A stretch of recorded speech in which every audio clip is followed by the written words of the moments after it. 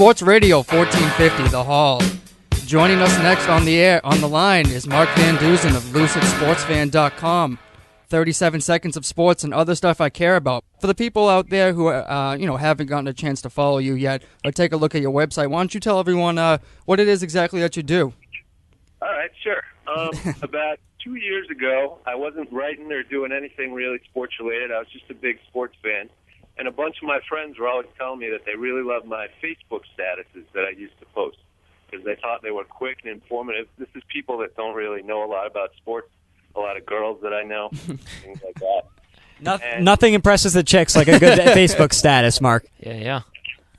So one time somebody suggested, you should start a blog. So then I just started doing that.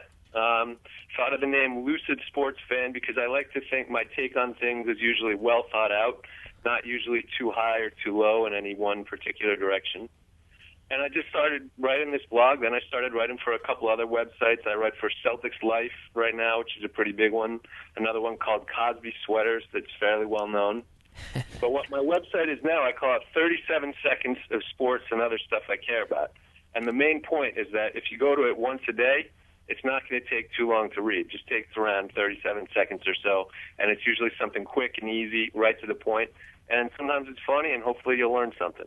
Yeah, no, I mean, I'm a frequent visitor of the site, and like you said, it's nice. It's not these long, pages and pages of, what's going on and whatnot. It's very quick, to the point, but it's also very informative. So, Thanks. yeah, no problem. But like you said, let's talk Celtics, and a team that just can't seem to catch a break lately. As we learned the other day, Leandro Barbosa goes down with a torn ACL. He's done for the season, and it took a position where the Celtics were stacked in the sense, of the guards. You had about 5 or 6 guys on the roster to the point now where they're scrambling to call someone up. And I remember I spoke to you on Twitter the other day, the possibility of giving Shelvin Mack the call up. There have also been rumbles of the Celtics going after maybe a veteran guy. I know it's been thrown out, but, Delonte West was mentioned. I read even today a guy like Mike Bibby, or even a trade to acquire a guard. Now, what in your opinion is the Celtics' best course of action to fill that gap? Honestly, I think during the regular season, obviously they can't really get by with the number of players that they've got right now. If you notice, the other night at the Laker game, they were up 30 late in the game, and their 2 starting guards, Lee and Bradley, were both still on the court just because there weren't any better options. Mm-hmm. So I think for the regular season, they definitely need just some bodies they can throw out there just to rest some people, just to get by, especially for blowouts, whether they're winning or losing. But I honestly think come playoff time, the guys they have right now are going to be the guys that are going to matter. So whether they bring up Shelvin Mack, or I've heard Johnny Flynn's name thrown out there, who's playing in Australia, the former Syracuse guard, Mm-hmm. Whoever they add, it's not really going to be that much of a factor in the long run. And I actually just wrote a piece yesterday saying how I think Jeff Green is going to become even more important now that Barbosa's out, because they only have 3 guards on the roster, but with Green's game, he could definitely fill a few minutes here and there at the 2 guard. Oh, absolutely. And anyone who's been listening to the show or read any of my tweets or anything of the sorts knows that I am very big on Jeff Green. I think I don't want to see him go in a trade. I think he has the potential to be the future face of the Celtics, believe it or not. Even, he's going to be pretty much Paul Pierce's successor or whatnot, plays the same position. But, I mean, like you said, he can, not exactly like LeBron, but he can play anywhere from the 2 to the 4. So he's a great guy to have on the floor. Last weekend against Miami, he played spectacular D. Oh, it was 2 weeks ago now, on LeBron. Oh, yeah. Right down the stretch. Exactly. Yeah. And that comes in handy because, Paul Pierce can't do it for 40 minutes a game anymore. He's getting up there in age. Mm-hmm. So it's not just the guard position that is a glaring hole now as far as roster spots, but a big man need, which is something that the Celtics have needed for over a season now. Now, they have the option of giving Fat Melo the chance, but I'll be honest with you, I got to see him play a little bit in the D-League. I haven't been too impressed. But there's also, a plethora of big mans out there that are likely to be on the move, such as Andrea Bargnani, Carlos Boozer, Al Jefferson, or Paul Millsap, even Chris Humphries, or a guy like Samuel Dalembert. Now, like with the guard situation, what do you think is the Celtics' best course of action to fill this need?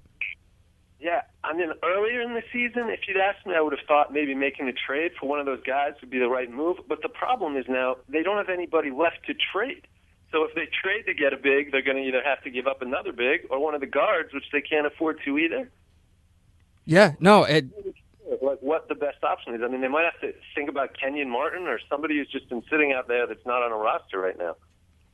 Yeah, no, I would love to see. I'm with you on Kenyon Martin. Now they were talking to him since back in November, if I remember correctly. I mean, he's a big body. He might be a little out of shape and might not be, the best big man available. But he's an experienced guy, and he could be a great plug-in for a big man need that they need so badly.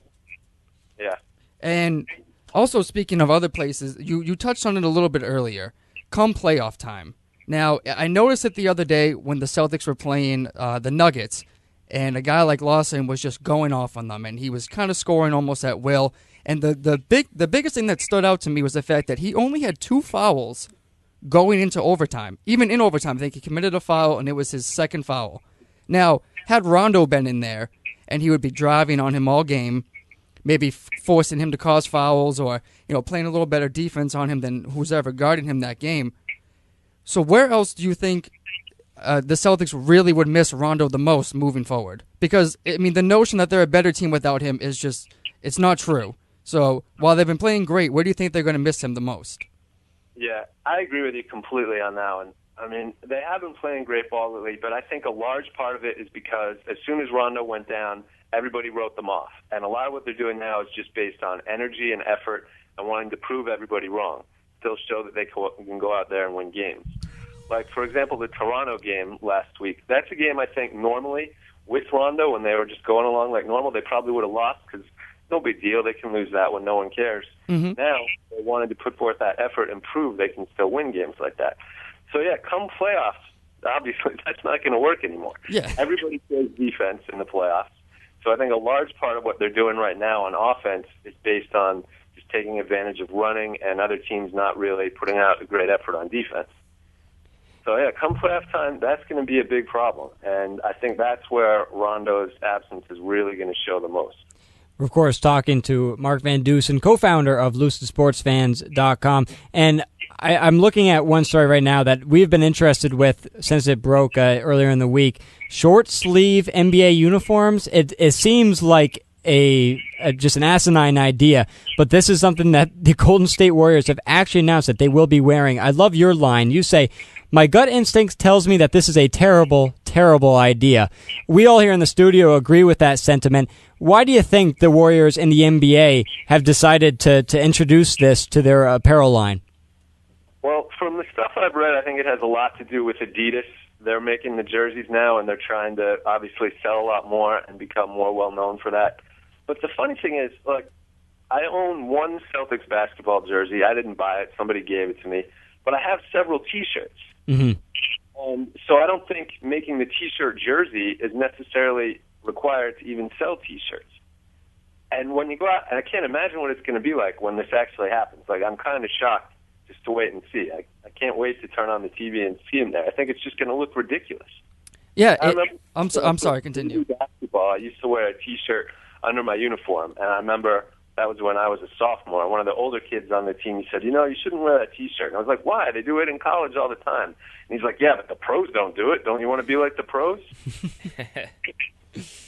And Yahoo broke the story about this. It's where I found out about it first. And they made a good point on this. And it's where's your marketing, angle on this? I mean, you're talking about people maybe wearing T-shirts who don't maybe feel comfortable enough wearing a tank top revealing the arms, but this thing is skin tight and it's going to reveal anything that you may not want to. And then so you can market, it's going to be cheaper. Well, no, it's not. It's about 2 to 3 times the price of a normal jersey. Yeah. Now, probably going for not American markets on that. Maybe South America, Europe, people that maybe wear clothes more like that.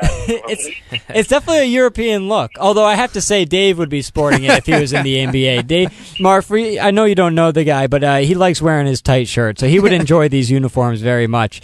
Now, what do you have working on right now? What's in the works that you think you'll have up on the page either today or next couple of days that we can look forward to seeing?